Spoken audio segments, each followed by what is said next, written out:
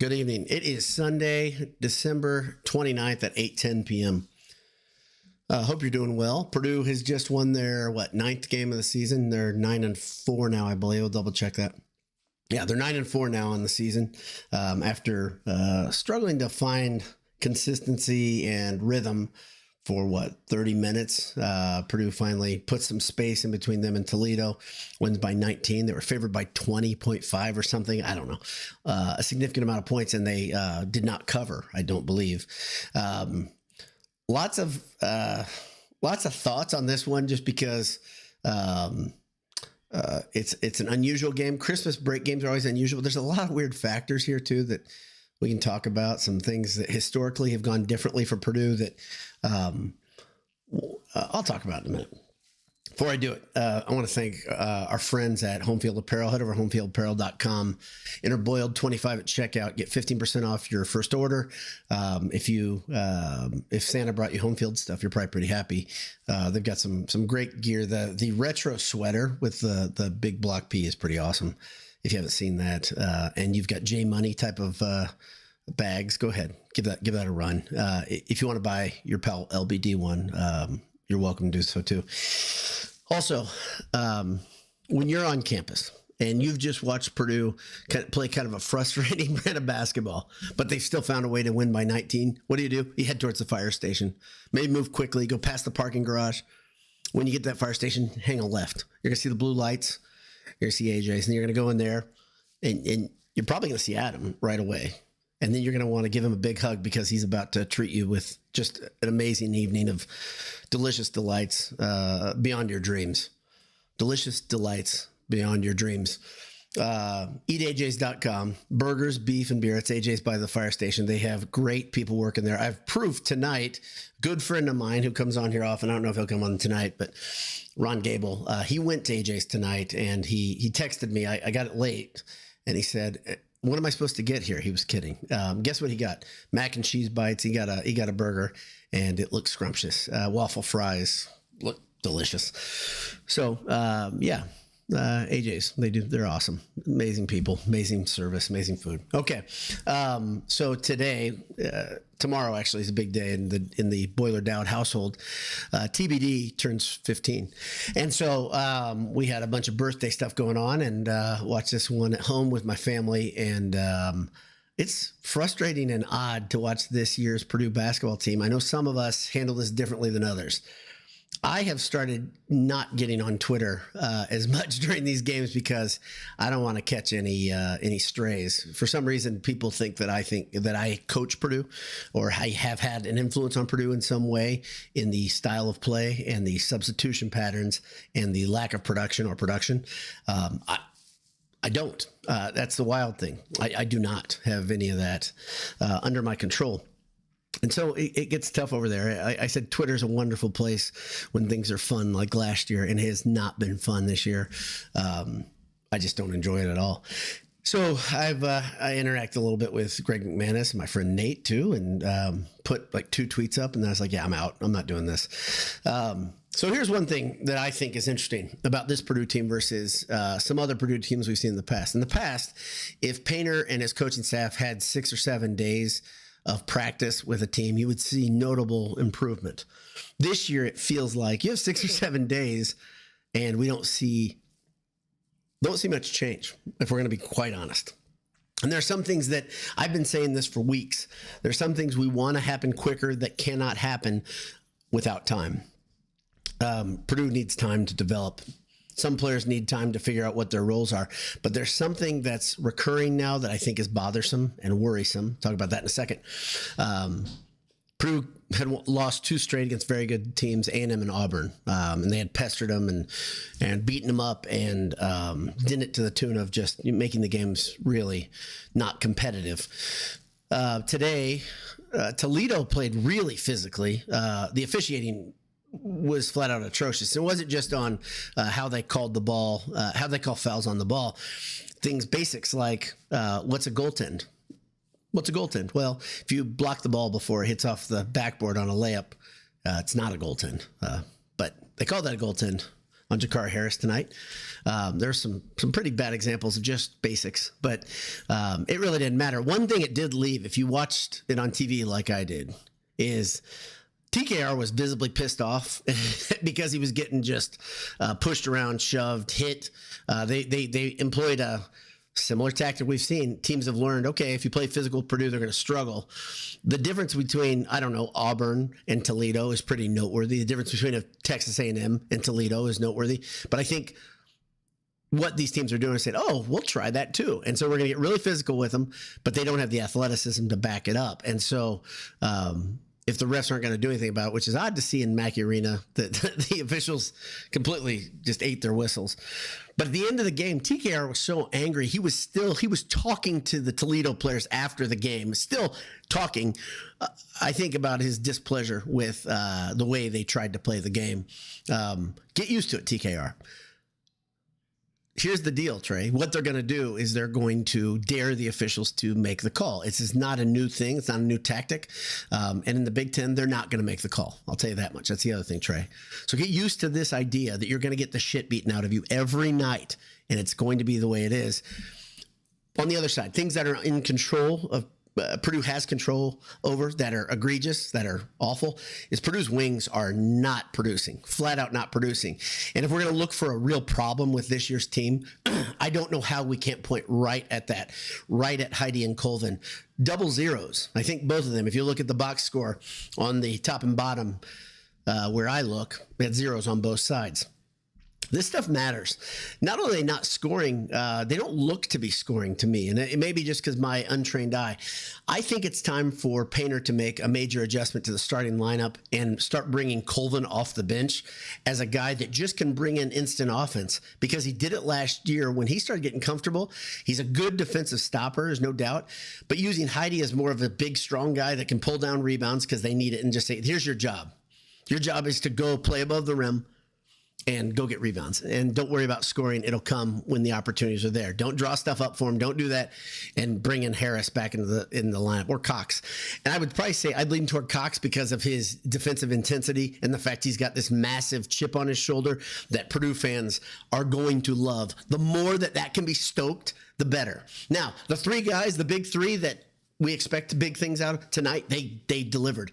And Braden Smith specifically delivered like I'm not going to say a USPS postal service worker, because they did me dirty this Christmas. I'm being real honest. No offense to any postal workers out there, but I had 2 or 3 things that were lost for amount of weeks. Some things never came. I don't know what the hell the U.S. Postal Service is doing this year, but not a good year in Indiana. The very thing I'm wearing, we got some owner's swag at Boiled Sports that we had embroidered. You can see that. Jay and I put it together for the whole team. And I got mine very last because of Indiana's USPS workers. I have no idea what was going on. But that's neither here nor there. I'm going to get back to the game. It's probably what you'd like to hear. Anyway, I think this Purdue team, if my prediction of 20 or 21 wins earlier, a month ago, got mocked by many people. To me, I think that's what they look like right now. They look at 20 or 21 win team, and if they're on the lower end of that, you're on the bubble, and they could be in the NIT. They have to change some things. I know many people think they're going to contend for a Big Ten title, and they could, but how they're going to do it, the strength of them winning the Big Ten title is going to be winning at home. We saw tonight, obviously, a watered-down version of Mackey Arena. This happens every year. When a non-paint crew version of Mackey Arena is there, it is a different place. It was a quiet Mackey Arena. I had multiple friends there texting me. My pal Mike was telling me, yeah, it's quiet here.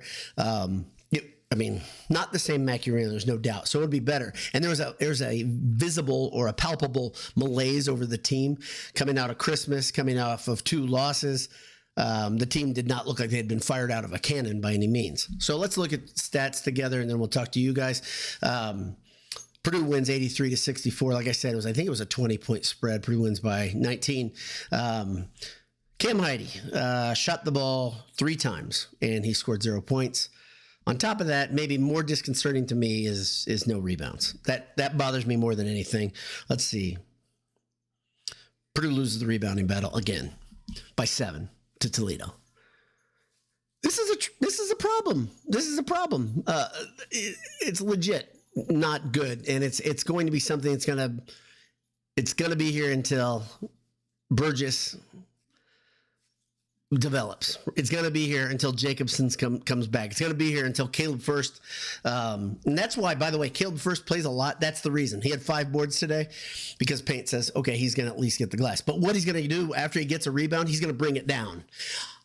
I used to coach basketball for kids into high school. And the biggest thing with a big man, you always say, keep the ball high.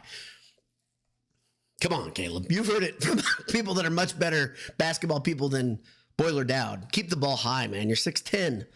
But he's in there because he can clean the glass. Trey Kaufman-Renn also had 6 rebounds. Braden Smith had 4 rebounds. But Purdue just gets waxed on the glass. And that was the story in the first half. Defense was not good in the first half at all, but their rebounding was worse somehow. And Toledo took advantage of the fact that they could extend possessions, and they kept the game close. Every time it looked like Purdue would kind of make a run and extend the lead, Toledo would shrink it back down to 7 points. It kept happening over and over until about the 11-minute mark in the second half. Then Purdue flexed their muscle a bit and started pushing it out, got it out to 20-plus points, ends up winning by 19. Braden Smith, career high day, 34 points, 12 assists, 4 boards. Unusual that he didn't get that many boards. I thought he was going to surely be flirting with a triple-double, if not getting the triple-double tonight. But he didn't get many of those long boards tonight that we're so accustomed to seeing him get. Only 2 turnovers for him. Purdue kept the turnovers to a minimum, which is one of the big things they need to do. Only 8 turnovers tonight. The big 3, Lawyer, 17 points, 3 assists, 3 boards, and Trey Kaufman-Renn. Frustrated Trey Kaufman-Renn finishes 23, 2 assists, and 6 boards.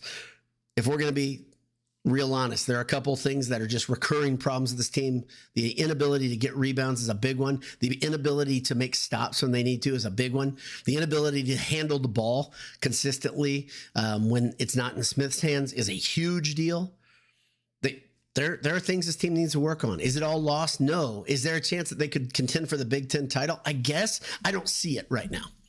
I don't see it. And I know the Big Ten is not the strongest version of the conference we've ever seen. But right now I'm watching Michigan and Western Kentucky play. Michigan's good. And they're really talented, and they're big. And they've got, what's his name from Ohio State last year who can score. Why do I say what's his name? Who the hell can keep up with the transfer portal? I can't. Plain and simple. And they got the other guy from Yale, the 7-footer. So I think if I refer to them in generalities like that, we can all get there. But Michigan's going to be tough. Rutgers has incredible athletes and youth. They're not very high in KenPom. Toledo's not very high in KenPom tonight, and they challenge Purdue. That's a 6-6 Toledo team, and they challenge Purdue at home tonight. And it will be different in Mackey when it's full strength. There's no doubt. But you have to protect home to get to the point where you're going to be comfortably in the tournament, right? And then you have to start winning games on the road, which Purdue obviously played some tough teams in the pre-con, but they have some things that got to click that have not clicked yet. Next up, they'll play on the 2nd at Minnesota, a former house of horrors for Purdue fans. Minnesota is not the team that they've been.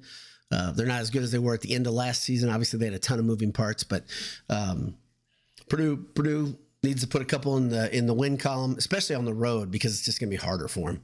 So back to you guys. Lots of comments. Really appreciate you guys being here. I haven't talked to you in, I think, a week. Is it a week? Since, I think a week. I think that's right. Since the Auburn game. I have some thoughts on football that I haven't gotten to, and it's not because I haven't been paying attention. It's because it's Christmas time, guys, girls. Ben Carnahan's first. How are you, Ben? Hope you've been well. Zach Welch, boiler up and Merry Christmas. Same to you. Appreciate it. Pat Gottschall says, boiler up, happy holidays. Merry Christmas, Adam P. Ola. Nita Beanverse says, what up, Dowd? Hope you're well. Doing good. Doing good. A little frustrated. Here's the thing I keep saying this. You can do whatever you want. It's your call. It's your life. It's your outlook, whatever. This season is a transitional season. If I can stress this idea over and over, Purdue's got a lot of learning to do, a lot of growing up to do. This season is going to be going to have some frustration. It's frustrating for me, and I'm trying to keep my head cool about it. But bigger than that, I'm struggling with Purdue fans, if I'm being real frank. Just not you guys on here, but man, Twitter sucks right now. Nathan A says, did you get tickets for tonight's game? I did not. Like I said, I had something that was more important I needed to attend to. It was a good thing. Family day here at our house. Kyle Benson said the Illinois don't want to be, what does it say? The Illinois you don't want to be won by 50. Illinois you don't want to be won by 50. I don't know what that means. I'm sorry. If somebody can explain that'd be great. Adam P says, a lot of great talent on the floor and the bench. Why can't the bench find shots? We've got a lopsided scoring issue. We got a big lopsided scoring issue. Like I said, the one thing you can do is what Painter has done before, bring guys off the bench that are really like starters. And I think of one right away that I'd go to Heidi and Colvin right away and said, hey, one of you guys have to come off the bench. I think it's going to be you. I think it's going to be you, Miles. So that's just my opinion. But what I know, Olive D. Jazzer says, do we recognize why Braden had the first 30-point, 10-rebound plus game in Purdue history? That's $1 million question. Do we recognize why Braden had the first 30-point, 10-rebound plus game in Purdue history? I think it's 10 assists. Yeah, I think it's 10 assists. I'll double check that. Yeah, 12 assists, not rebound.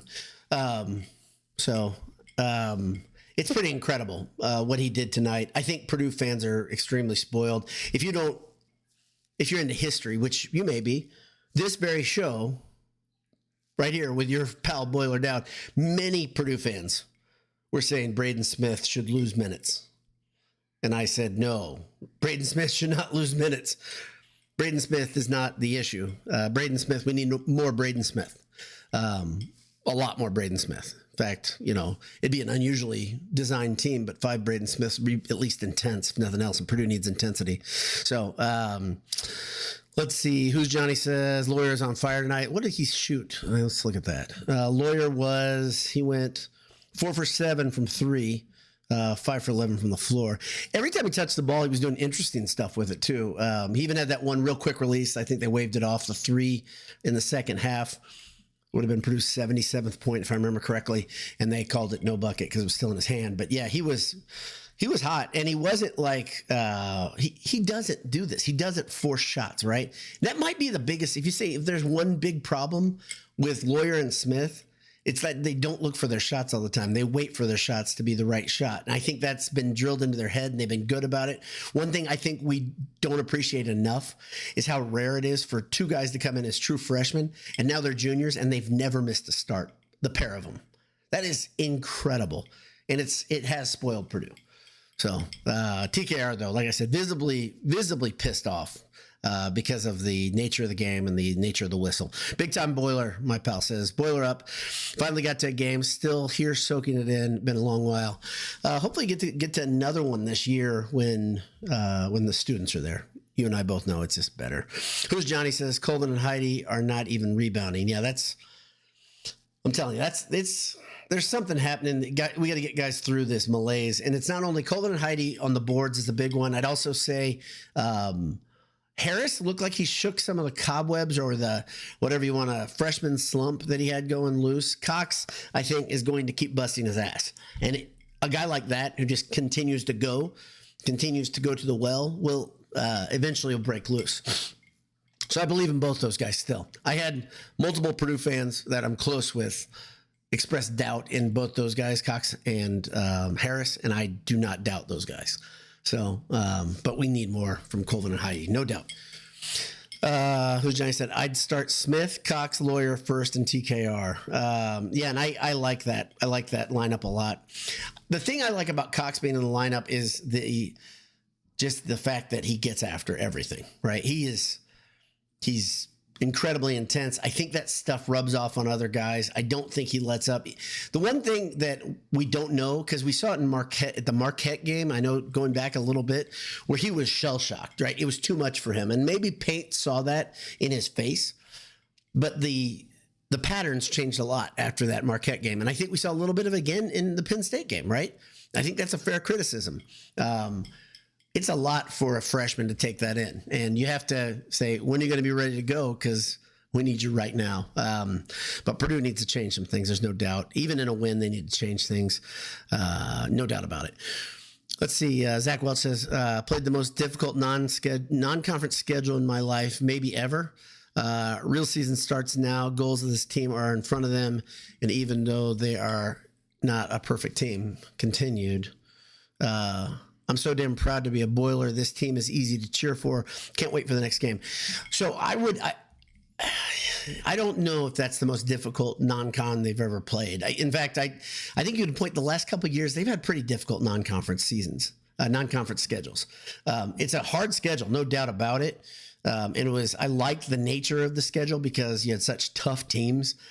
But those pre-con tournaments that Purdue's played in the last couple of years have been harder. They just have. They played better teams. And having them all in a cluster, I think, is a pretty good test of a team's mettle. And I think one of them, they played NC State. No, that was in Jersey a couple of years ago. I don't know. It's a hard non-con schedule. It should have them ready. But what we saw tonight versus Toledo, and I think a lot of Purdue fans are struggling with that idea. You watch them come out of these really tough games against really tough teams. And then against Toledo, they couldn't create space on the scoreboard. I think that was disconcerting. I agree with everything else, though. I love this team. I just think this team has growing up to do. Some teams, it just takes time for them to click. And I've had a couple of people remind me of the Boogie-led team, and was that 2018 or 2019, how bad they looked at times in December. But those teams never got blown out. This team has been blown out 3 times, right? Like legit blown out. And a couple of those scoreboards aren't as indicative of what the games actually were. So that's kind of weird. Yeah, Edwards' teams did not get blown out, but they looked very, very incomplete in December. No question. Travis Brennan says, even for a break game, Mackey felt weird tonight. It was quiet. And one thing I love about Purdue's athletic department, and my buddy Mike said his daughter was down on the court doing cheer stuff. They had a cheer clinic. My daughter participated in that a couple of years ago. My son's been, one of those honorary ball kids, which they have a bunch of them.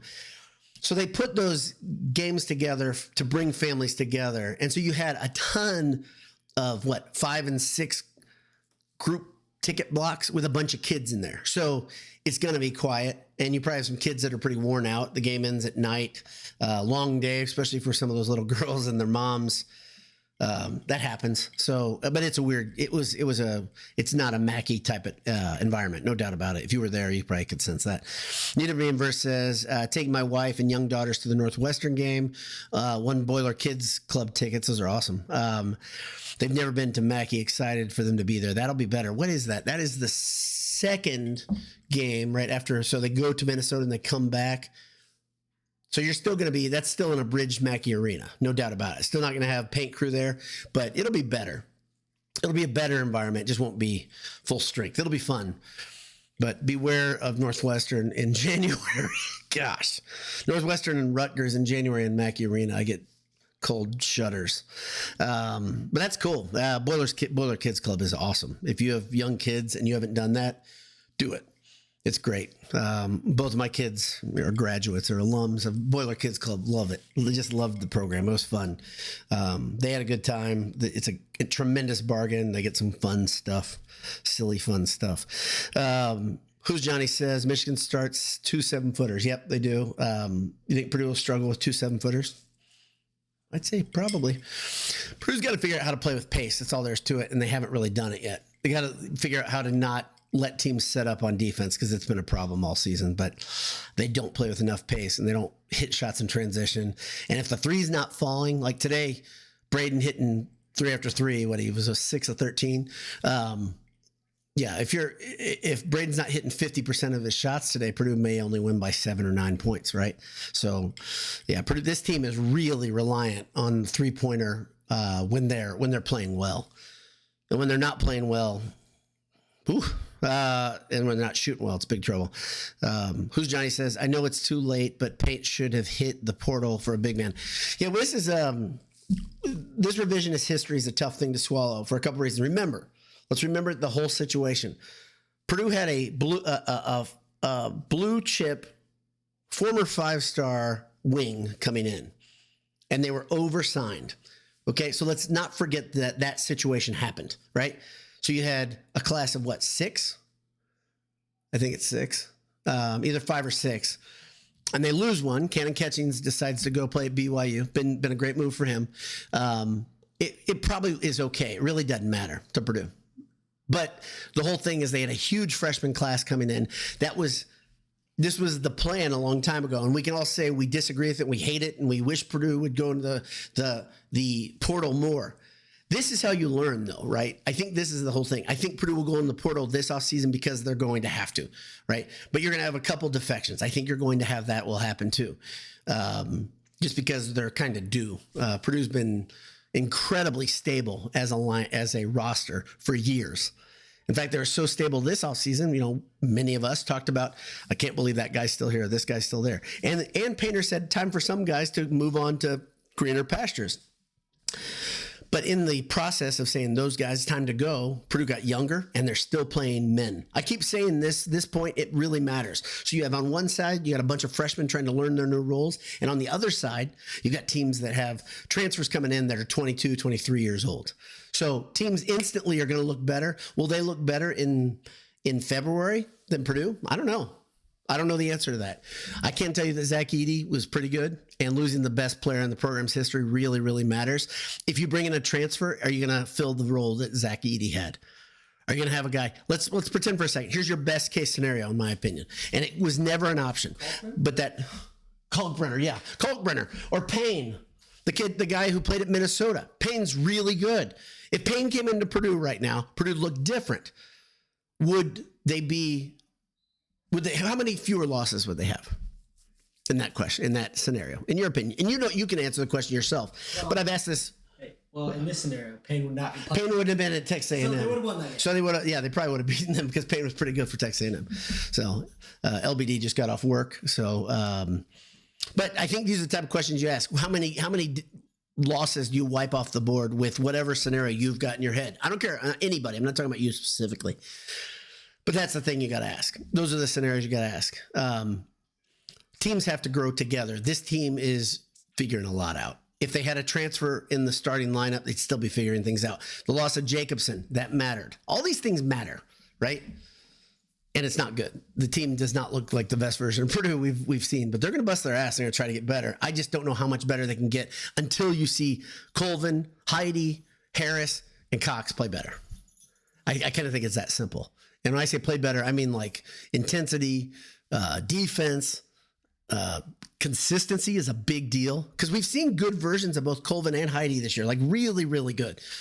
But then we've seen games where they've just disappeared. And tonight you saw where they both disappeared offensively and weren't on the boards either. That's a lot for a team to get used to. So let's see. I'm going to scroll down a little. Matt Keller says, Merry Christmas. Harris looked more confident today. I agree. I think that was a big deal. I think seeing Harris play with a little more of a jaw set to him, right? That was really good to see, and I hope we see more of it. Don't discount how good he is. Purdue fans. Everybody else, please discount how good Harris and Cox are. But Harris specifically is a real legitimate threat to be a great freshman still. I think a switch could go off and you'd see him start playing like, well, I'm pretty good at basketball again. Because he's really, really good. He can score. He can shoot. He can D people up. He's a great athlete. He's smart. There's nothing. I mean, honestly, I really like Harris and I really like Cox. But Harris, to me, his upside's huge. And I think you could still see big things from him this season. Andy in Colorado says, Boiler up. We'll have to struggle through some ups and downs. I thought Jakari and CJ both were looking better. Agreed. Brian T says, always great to see you here after all the games. Thank you for doing this. You're welcome, Brian. Happy to be here. Glad to be back. John Timmons said, liked how Braden Smith looked, took initiative to my fault, John. Yeah, he did. And that's what in the post-game comments, if you heard this, that Painter keeps having to remind Braden and his teammates keep having to remind him to look for his shot more. Such an unusual, unconventional idea in this era of college basketball, or in any era in the last 30 or 40 years, right? For a guy to say, yeah, I'm not looking for my shot first.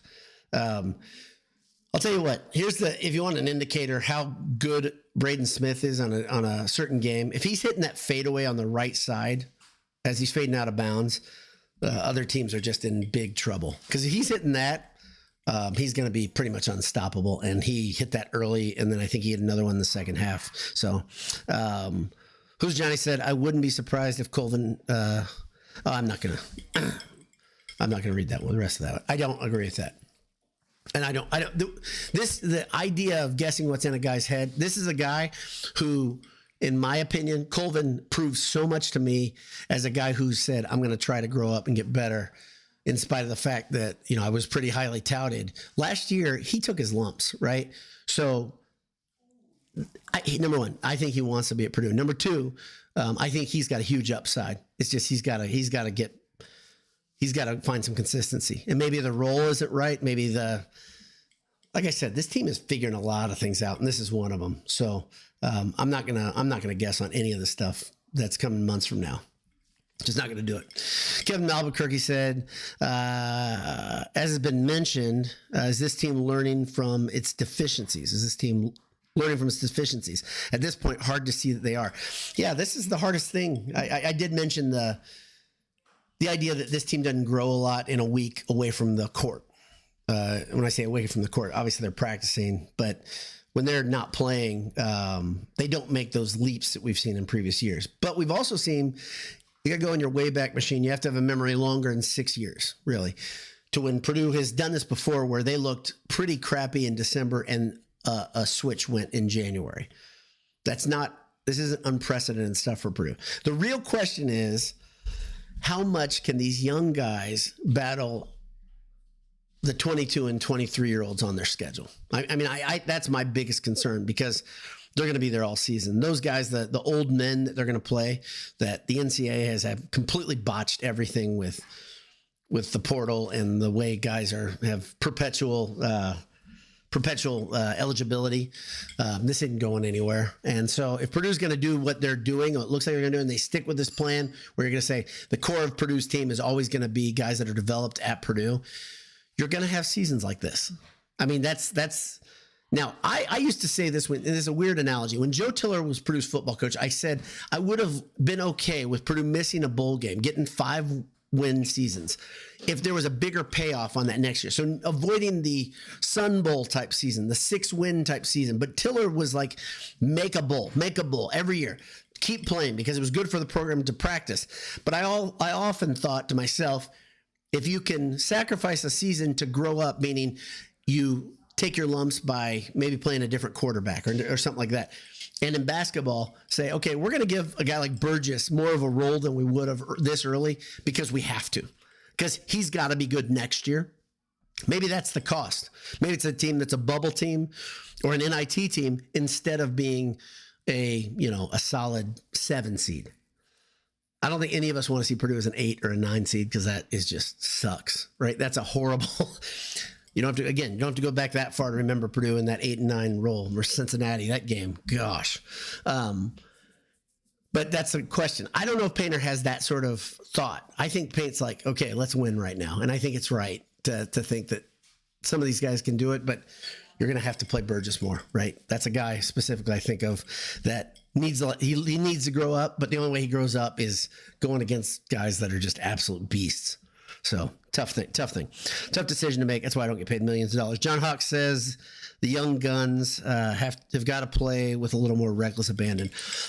You're right, but their role has not been. That's not what they've been requested to do. I mean, I know Payne has asked Cox to come in and take shots cold off the bench sometimes and look for his shot. Remember that Alabama game, how important he was.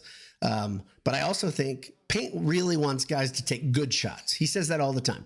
High percentage shots. That means they have to fit in the offense. They have to be open looks if they're going to be, take especially threes. He didn't want to take a 3 early in the shot clock, for instance, And Cox is going to get, if he gets, boy, there's so many things I can't say just because of his last name without getting made fun of. But if CJ is going to drive, if he's going to draw and try to draw contact, for instance, just be aggressive, put his head down, that's going to frustrate Painter, right? Because the defense will swallow him up. See, you can see why I was trying to avoid what I was saying. But so he's got to be aggressive and he's got to play on edge. Payne always talks about that. But at the same time, he has to play within himself. So it's tough. This name is going to be tough for me to deal with for years. All right. Ed Albanese, the gummy bear king of Indiana, Northern Indiana, I assume, says Berg might leave. Feel bad for him. And it's a no for first. Okay. This is all guessing. It's all guessing. We don't know. The thing that I think everybody, including Berg, wishes is that he would have been a more significant player in this team, had a more significant role, more significant impact, and would have just been, okay, hey, we had Zach Edey. Here comes Berg. Right in. Another 7-4 to 7-2, lost a couple inches, but Berg's really, really good, and here we go again. It hasn't happened, right? And when you put him on the court against certain guys, he cannot stay in front of him. He's forced to foul. Then Purdue gets in foul trouble, and this is one of the things that Paint hates, is when a team gets in foul trouble, because he thinks it's just cheap, easy points, and he's looking at statistics. That statistical analysis part of it in Paint's, the way he handles, the way he approaches the game. He wants guys to take high percentage shots. He don't want to give away points. He wants to foul less than the opponent. Well, that doesn't really work when you have a guy that has to foul to stay in front of a guy, and his whole physicality is based on just setting a tone that's so physical. Now, is there a role for a guy like that? I think so. I would use him as an enforcer myself. If you're gonna have a team that tries to play chippy like tonight, I would have said, okay, we've got a cure for this. It's right over here. You're gonna beat up on TKR. We're gonna put a guy on TKR's right just for a couple minutes who's gonna come in and say, you're not gonna do that to Trey Kaufman-Renn. You know why you're not gonna do that to Trey Kaufman-Renn? Because I'm bigger, I'm badder. And I think that's okay. It's an old school way of thinking, but don't do anything illegal or cheap, but just say, okay, if we're going to play physical, I'll play physical. We'll do this for a minute or two. Sure. You want to dance? We'll can dance. Who's Johnny says, it's like a university can simply buy a team. If a player doesn't like how things are going, they simply just enter the portal. I was discussing this with a parent of a player on a Purdue team about this is the problem Purdue has. Purdue has always been a program when things are going well. When Joe Tiller was with a football coach, Purdue developed players, right? They moved guys around position. They took a little bit of time to get good. And then when they got in position, now you're like, oh my gosh, Purdue's going to be really good now. Well, I said this about Drew Brees, right? Drew Brees took a couple of years to really become Drew Brees, right? First season, all he did was he was a beast at throwing picks, right? He was throwing the ball all the time. How you, Teresa? I'm on. Okay, I know, but I'm gracious. You gonna try? No, give me a minute. Sorry. And so development has always been part of Purdue's identity. It's the same in basketball, right? Even Zach Edey, I know he was good. It took him a little bit of time to become Zach Edey, the Zach Edey that we saw win 2 National Players of the Year. Zach Edey wanted to stay at Purdue. Good fit. Now you have to have guys that just want to be at Purdue, because if you don't, guess what happens? They go all Scorton on you, right? Scorton was a guy who was a 3-star recruit. Scorton goes home for Christmas break. Scorton doesn't come back to Purdue. School's out. Agent found a little whisper from College Station. Nick's gone. The system sucks. And it's enough to piss me off so badly, because I'm like, I don't even have time to fall in love with these guys. And I was getting there. Nick, we really liked you. Felt something special there. Now you're gone. It's hard to swallow. It's tough. It's really, really tough. I'm with you. The game, the system is broken. They need contracts. They need, if you're gonna poach a guy, if you're gonna tamper with a guy, there's got to be fines in place. If you're gonna take a guy from a team and he's a starter, $100,000 cost back to that original school so they can go use that in the portal. I don't know. I keep saying there has to be changes. This isn't people, and to compare this to the NFL is asinine. The NFL has so many structures in place. College football, college basketball have no structures in place. There's no rules. Yeah. All right. Let's see. I think that's about it. Okay. Who's Johnny says Berg is hurt. There you go. We haven't seen him in a while, so that makes sense.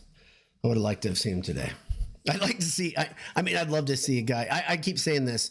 Somebody who embraces the crap of the game like Gillis did. Purdue misses Gillis.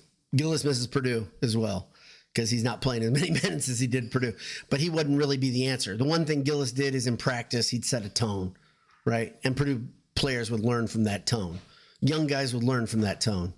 I don't know if Purdue's got that right now. Smith is a tough SOB, though. Don't discount that. The problem is when you're the smallest guy on the floor and you're the toughest guy, that's kind of what you end up doing is keep getting up when you get beaten on, right?